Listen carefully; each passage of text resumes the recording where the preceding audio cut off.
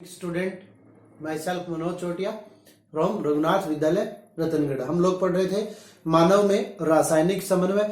मानव में रासायनिक समन्वय के अंतर्गत अपने को पता है कि इस अध्याय में अपन अंतःस्रावी ग्रंथियों के बारे में अध्ययन कर रहे हैं। सबसे पहले अपन ने हाइपोथैलेमस ग्रंथि के बारे में पढ़ा था, उसके बाद में पीयूष ग्रंथि और आज का अपना टॉपिक है थायराइड ग्रंथि। ठीक है, थायराइड ग्रंथि के बारे में सबसे पहले जो छोटे छोटे प्रश्न है उनको हम हल कर लेते हैं। सबसे पहली बात तो इसकी स्थिति कहाँ है, पोजीशन कहाँ है। तो ये देखिए थायराइड ग्लैंड का मैंने चित्र बना दिया। ये जो ग्रंथि है ये वाली और ये क्या है, ये थायराइड ग्रंथि है। ठीक है, ये थायराइड ग्रंथि है। तो हम कह सकते हैं कि स्वर यंत्र के नीचे ट्रेकिया, ये क्या है, श्वास नली है। ट्रेकिया के दोनों ओर थायराइड ग्रंथि स्थित होती है। ठीक है, तो सबसे पहले स्थिति की बात, स्थिति क्या होगी, ट्रेकिया या श्वास नली के दोनों ओर अधर व पार्श्व भाग में यह जुड़ी रहती है। दूसरी बात जो इसके ऊपर प्रश्न बनता है कि ये सबसे पहला प्रश्न एक नंबर का, सबसे बड़ी, ठीक है, ये सबसे बड़ी अंतःस्रावी ग्रंथि है। सबसे बड़ी अंतःस्रावी ग्रंथि है, एक प्रश्न बन गया। दूसरा प्रश्न बन गया एच आकार की ग्रंथि कौन सी है। तो एच आकार की ग्रंथि कौन सी है, थायराइड ग्रंथि है। इसका रंग जो है वो गुलाबी होता है और 5 सेंटीमीटर लंबी, 3 सेंटीमीटर चौड़ी होती है। इसका भार जो है वो सतन 25 ग्राम इसका भार होता है। और जिस प्रकार से अपन ने बात की थी पीयूष ग्रंथि के बारे में, उसी प्रकार यहाँ पर भी स्त्रियों में यह अपेक्षाकृत बड़ी होती है, यानी मामूली डिफरेंस होता है। लेकिन अगर पुरुष और स्त्री की बात करें, महिला और पुरुष की बात करें, तो महिलाओं में इसका आकार थोड़ा सा बड़ा होता है। ठीक है, उसके बाद में आप लोग देखिए ये ग्रंथि जो अनेक छोटी छोटी गोलाकार पुटकों की बनी होती है। ठीक है, इन पुटकों में पीला जेली सदृश पारदर्शी कोलाइड पदार्थ भरा हुआ रहता है, जिसे आइडोथायरोग्लोबुलिन कहते हैं। क्या कहते हैं, आइडोथायरोग्लोबुलिन। यानी इन पुटक कोशिकाओं में ये एक प्रकार से गोलाकार जो कोशिकाएं, इनके अंतर्गत पीला जेली सदृश पारदर्शी कोलाइडी पदार्थ भरा हुआ रहता है, जिसे आइडोथायरोग्लोबुलिन कहते हैं। प्रत्येक जो ये पुटक कोशिका है उसकी भित्ति एक स्तरीय घनाकार उपकला कोशिकाओं की बनी होती है। पुटकों के बीच बीच में अनेक संयोजी उत्तक भरे हुए रहते हैं, जिसे हम स्ट्रोमा कहते हैं। यानी आंतरिक द्रव्य जिस प्रकार से माइटोकॉन्ड्रिया के अंतर्गत होता है उसे क्या कहते हैं, स्ट्रोमा कहते हैं। और इन स्ट्रोमा कोशिकाओं, इन स्ट्रोमा में बीच बीच में कुछ स्थानों पर कुछ कोशिकाएं पाई जाती है, जिसे सी कोशिकाएं कहते हैं। तो ये आपको याद रखना है, सी कोशिकाएं, अंग्रेजी का जो सी है, इनके अंतर्गत कुछ गैप स्थान होता है। यहां पर मान लीजिए ये क्या है, सी कोशिकाएं इसके अंतर्गत पाई जाती है। उसके बाद में अगर अपन सामान्य तौर पे अपन ने पीछे की कक्षाओं में पढ़ा हुआ है कि थायराइड ग्रंथि द्वारा कौन सा हार्मोन स्रावित किया जाता है, तो आप लोगों को याद होगा थायराइड ग्रंथि द्वारा थायरोक्सिन हार्मोन स्रावित किया जाता है। इसके अलावा दो और हार्मोन जिसे टेट्रा आइडोथायरोनिन और कैल्सिटोनिन भी कहते हैं। थायराइड ग्रंथि द्वारा थायरोक्सिन या इसी को क्या कहते हैं, टेट्रा आइडोथायरोनिन, ट्राई आइडोथायरोनिन और कैल्सिटोनिन, ये 3 प्रकार के हार्मोन स्रावित किए जाते हैं। पुटक कोशिकाएं थायराइड उत्तेजक हार्मोन, यानी जो अपन ने पीयूष ग्रंथि के अंतर्गत पढ़ा था TSH, ठीक है, थायराइड स्टिमुलेटिंग हार्मोन, TSH की उपस्थिति से और इस हार्मोन का निर्माण करती है। और इन तीनों हार्मोनों में भी 65 से 90% जो है वो थायरोक्सिन हार्मोन होता है। और थायरोक्सिन हार्मोन जो है वो आयोडीन और टायरोसिन, और टायरोसिन क्या अपन ने पीछे पढ़ा था, एमिनो अम्ल है। ठीक है, तो आयोडीन और टायरोसिन से यह बना होता है। फिर दूसरा हार्मोन है ट्राई आइडोथायरोनिन, ये इसको अपन ट्राई या इसको अपन कह सकते हैं T4, और ये क्या है, T3। शॉर्ट में इसको T4 और T3 भी कहते हैं। तो T4 की तुलना में यह अत्यधिक सक्रिय होता है, T4 जो है वो कम सक्रिय होता है।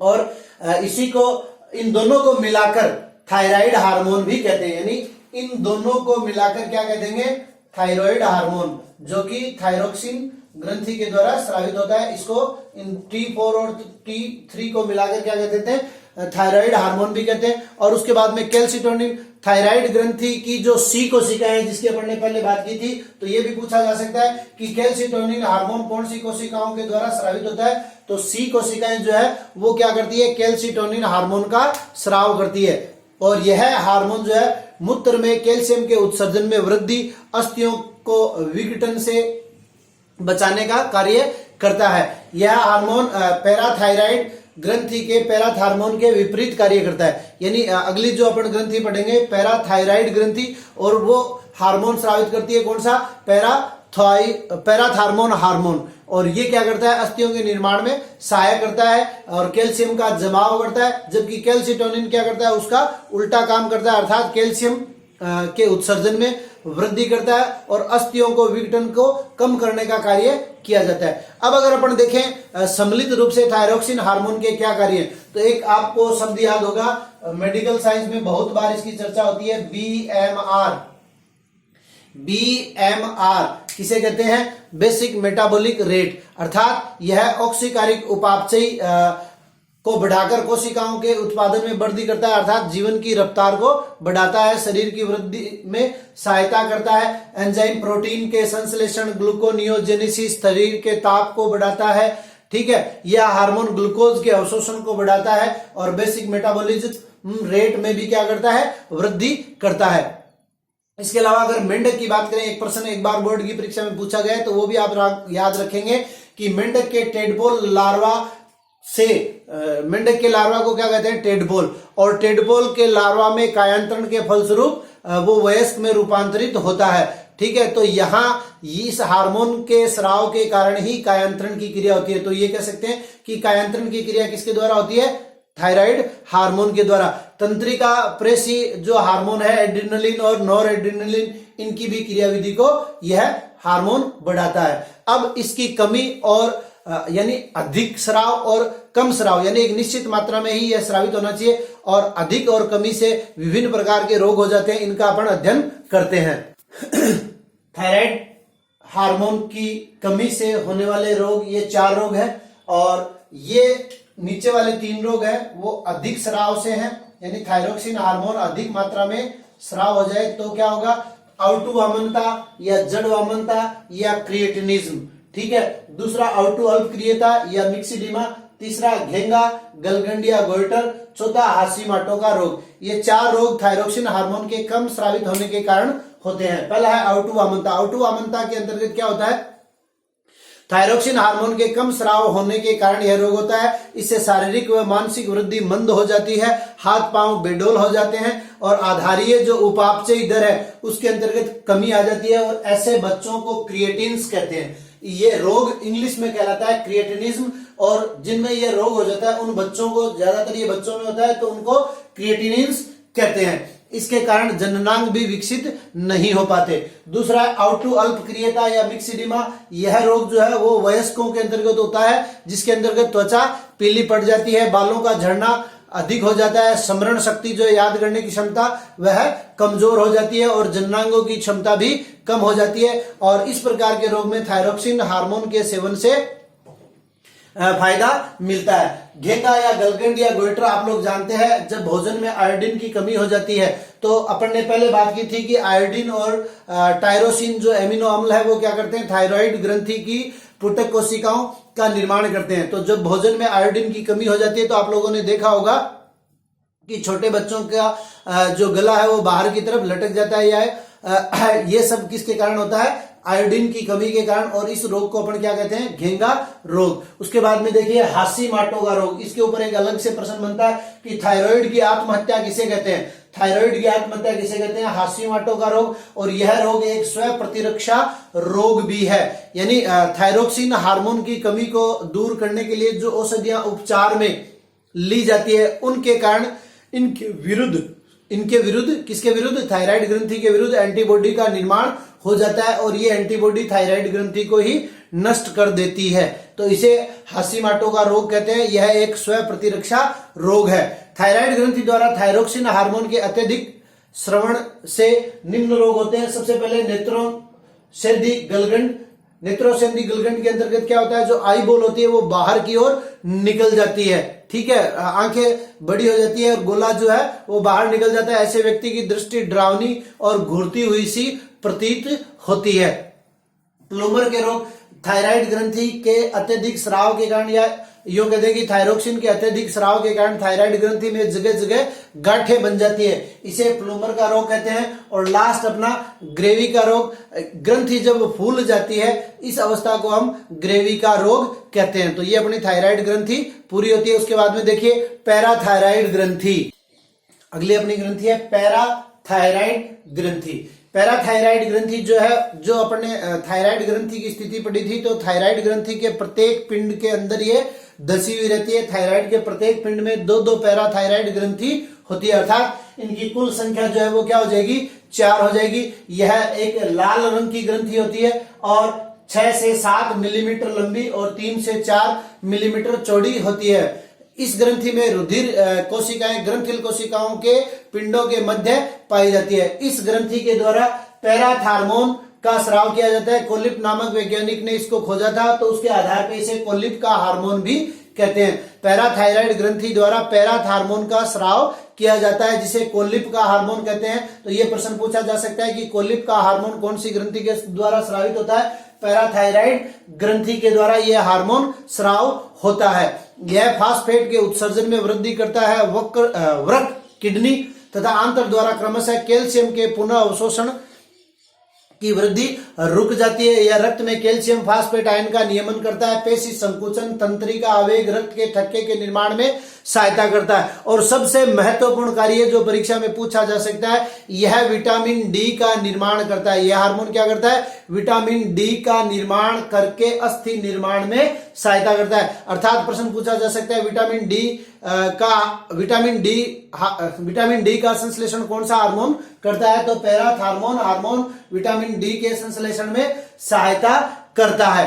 अब देखिए इसके अल्प श्रवण से तो एक रोग होता है जिसको हाइपोकैल्सिमिक टिटेनी कहते हैं, और अत्यधिक श्रवण से हाइपरकैल्सीमिया और संपुटी तंतु में अस्थि विकृता। हाइपोकैल्सिमिक टिटेनी अत्यधिक अल्प श्रवण से यह रोग होता है, जिसके अंतर्गत कैल्शियम की मात्रा में कमी व फास्फेट की मात्रा में क्या हो जाती है, वृद्धि हो जाती है, जिससे तंत्रिका पेशी क्रिया की अनायास वृद्धि होने लगती है। मांसपेशियों में जकड़न, ऐंठन और दौरे पड़ने लगते हैं, जिसे हाइपोकैल्सिमिक टिटेनी रोग कहते हैं। हाइपरकैल्सिमिक टिटेनी जो है, हाइपरकैल्सीमिया अत्यधिक श्रवण से होता है। इसके कारण अस्थियां भंगुर होने लगती है, खोखली होने लगती है और अस्थियों में छिद्र पड़ने लगते हैं, जिसे ओस्टियोपोरोसिस भी कहते हैं।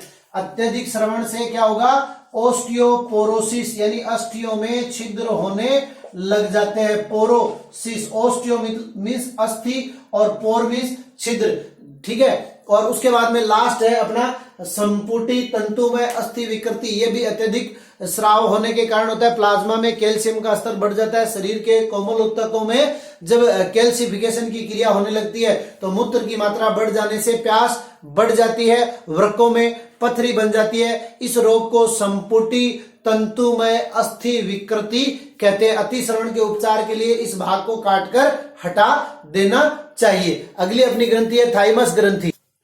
थाइमस ग्रंथि, ठीक है, यह हृदय के समीप स्थित होती है, ट्रेकिया के ठीक सामने स्थित होती है, ठीक है। मानव में यौवनारंभ के पश्चात धीरे धीरे इसके आकार में क्या होती है, कमी आने लगती है और वृद्धावस्था तक यह एक केवल तंतु के रूप में रह जाती है। इसके मुख्य कार्य क्या है, सबसे पहले इसको प्रतिरक्षा का सींग भी कहते हैं और ये थाइमोसिन नामक हार्मोन का स्राव करती है, ठीक है। थाइमस ग्रंथि कौन से हार्मोन का स्राव करती है, थाइमोसिन हार्मोन का स्राव करती है। इसे प्रतिरक्षा का सींग भी कहते हैं, अर्थात जो अपनी एंटीबॉडी होती है उन एंटीबॉडीज का परिपक्वन जो है वो टी लिम्फोसाइट के अंतर्गत होता है। किसमें होता है, टी लिम्फोसाइट में। किसका, टी लिम्फोसाइट में प्रतिरक्षियों का परिपक्वन होता है। प्रतिरक्षियों का परिपक्वन किसमें होता है, टी लिम्फोसाइट में होता है। तो हम ये कह सकते हैं कि टी लिम्फोसाइट जो है वो प्रतिरक्षियों का प्रशिक्षण केंद्र होती है। ठीक है, यह हार्मोन पूर्णतः प्रतिरक्षी तंत्र के निर्माण में सहायता करता है। जो लसिकाणु है, जीवाणु है, उनके एंटीजन को नष्ट करने की क्रिया को यह करता है, या यूं कहते हैं इसके दो मुख्य कार्य हैं। ये प्रतिरक्षा हेतु उत्तरदायी है, प्रतिरक्षियों का निर्माण इसके द्वारा होता है, या प्रतिरक्षियों का परिपक्वन इसके अंतर्गत होता है, और जनन ग्रंथियों के परिपक्वन के लिए भी यह हार्मोन अत्यंत आवश्यक होता है। इस ग्रंथि के बारे में इतना ही। अगली अपनी ग्रंथि है पीनियल काय। पीनियल काय जहां पर हाइपोथैलेमस और पीयूष ग्रंथि स्थित होती है, उन दोनों के बीच में यह ग्रंथि स्थित होती है। यानी मस्तिष्क के जो पश्च भाग है उसके थैलेमस से निकले खोखले तंतु पर यह स्थित होती है, जो कि पायोमीटर नामक मस्तिष्क का आवरण होता है, उससे ये घिरी हुई रहती है। इसका विकास भ्रूणीय एक्टोडर्म से होता है। वजन में यह लगभग 150 मिलीग्राम की होती है। मेलेटोनिन नामक हार्मोन इसके द्वारा स्रावित किया जाता है। इसमें दो प्रकार की कोशिकाएं पाई जाती है, ये आप याद रखेंगे। इसके ऊपर छोटा प्रश्न पूछा जा सकता है। पिनेलोसाइट और न्यूरोग्लियल कोशिकाएं, दो प्रकार की कोशिकाएं इनके अंतर्गत पाई जाती है, पिनेलोसाइट और न्यूरोग्लियल कोशिकाएं। इस ग्रंथि को लैंगिक जैविक घड़ी भी कहते हैं। अंधेरे में ये अधिक विकसित होते हैं, या यूं कहें जो अंधे बच्चे होते हैं उनमें यौनारंभ जो है वो शीघ्रता से हो जाता है, यानी अंधेरे में यह ग्रंथि अधिक काम करती है, तथा तीव्र सूर्य के प्रकाश में रहने वाले बच्चों में यौनारंभ देरी से आता है। तो ये थी अपनी पीनियल काय। ये एक प्रकार के हार्मोन मेलेटोनिन का स्राव करती है। ठीक है, उसके बाद में अपनी अगली जो ग्रंथि है वो जो अपन ने जनन तंत्र पढ़ा था, वृषण और अंडाशय, यह दोनों क्या करती है, वृषण और अंडाशय अंतःस्रावी ग्रंथियों के समान भी कार्य करती है।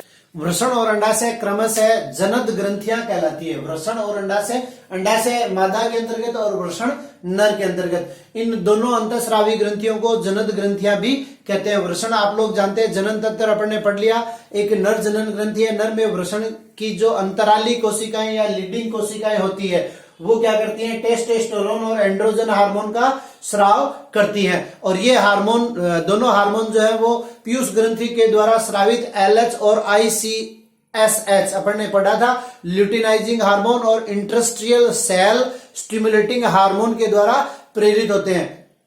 एस्ट्रोजन हार्मोन, एंड्रोजन हार्मोन जो है नर में द्वितीयक लैंगिक लक्षणों का विकास करता है, या दोनों ही टेस्टोस्टेरोन और एंड्रोजन हार्मोन दोनों नर में द्वितीयक लैंगिक लक्षणों का विकास करते हैं, अर्थात चेहरे के ऊपर दाढ़ी मूंछ का आना, आवाज का भारी होना, कंधों का मजबूत होना और मैथुन की इच्छा उत्पन्न होना। ठीक है, अब देखिए एक और क्रिया यहां पर पूछी जा सकती है, जनननाशन या बधियाकरण किसे कहते हैं। जब वृषणों को शल्य क्रिया के द्वारा या ऑपरेशन के द्वारा हटा दिया जाता है तो उनसे नर हार्मोन टेस्टोस्टेरोन और एंड्रोजन का स्राव नहीं होगा। इस क्रिया को बधियाकरण कहते हैं। इसके द्वारा व्यक्ति नपुंसक हो जाता है। तो पशुपालन के अंतर्गत यह क्रिया की जाती है ताकि उनका जो प्रबंधन है वो सरल हो जाए और वो अत्यधिक क्रिया करने लग जाए। दूसरी ग्रंथि है जो कि मादा में पाई जाती है, अंडाशय। अंडाशय के अंतर्गत अपन ने पढ़ा था, आप लोगों को याद होगा, जब पुटक कोशिकाएं इकट्ठी होकर प्राथमिक, द्वितीयक और तृतीयक स्तर का निर्माण करती है तो उसे ग्राफियन पुटक कहते हैं। उस ग्राफियन पुटक के द्वारा प्रोजेस्टेरोन हार्मोन का स्राव किया जाता है और यह प्रोजेस्टेरोन हार्मोन भी मादा के अंतर्गत क्या करता है, द्वितीयक लैंगिक लक्षणों का निर्माण करता है, जिसके अंतर्गत अंडवाहिनी, योनि, क्लाइटोरियस, स्तनों आदि का, गर्भाशय आदि का विकास होता है। आवाज का बारीक होना, मासिक चक्र का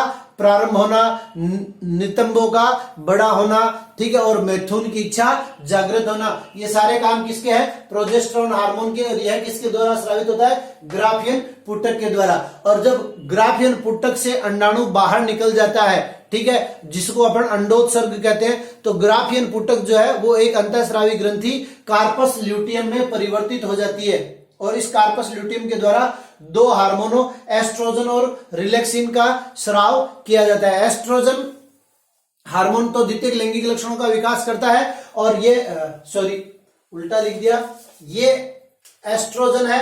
एस्ट्रोजन हार्मोन जो है वो ग्राफियन पुटक के द्वारा स्रावित होता है और द्वितीयक लैंगिक लक्षणों का विकास करता है। और प्रोजेस्टेरोन हार्मोन जो है वो कार्पस ल्यूटियम के द्वारा स्रावित होता है, जिसके अंतर्गत कार्पस ल्यूटियम क्या है? ग्राफियन पुटक से अंडाणु जब बाहर निकल जाता है वही एलएच हार्मोन ल्यूटिनाइजिंग के प्रभाव के कारण, तो ये क्या करता है? मादा को गर्भ धारण के लिए तैयार करता है। और रिलैक्सिन हार्मोन जो है वो क्या करता है? कार्पस ल्यूटियम के द्वारा स्रावित होता है और प्रसव क्रिया के लिए मादा को तैयार करता है। या यूं कहें कि जो छिद्र पाया जाता है दोनों अस्थियों के बीच में, जिसको प्यूबिक सिम्फाइसिस कहते हैं, प्यूबिक सिम्फाइसिस की शिथिलता, प्यूबिक सिम्फाइसिस में शिथिलता लाता है और शिशु जन्म में सहायता करता है और द्वितीयक लैंगिक लक्षणों के विकास में सहायता भी करता है। और इसके अलावा जब इन हार्मोनों का संतुलन गड़बड़ा जाता है, अत्यधिक मात्रा में या कम स्रावन होता है, तो मासिक चक्र का शुरुआत नहीं हो पाती है और अत्यधिक मात्रा में इनका श्रवण हो जाता है तो मासिक चक्र जो है वो अनियमित हो जाता है। तो इस प्रकार से आज हमने इतनी ग्रंथियां पढ़ी। अब अपनी इस अध्याय में 2 ग्रंथियां शेष रही है, एक अग्नाशय ग्रंथि और एक एड्रिनल ग्रंथि, जिनका अध्ययन हम अपने अगले वीडियो में करेंगे। तब तक के लिए धन्यवाद।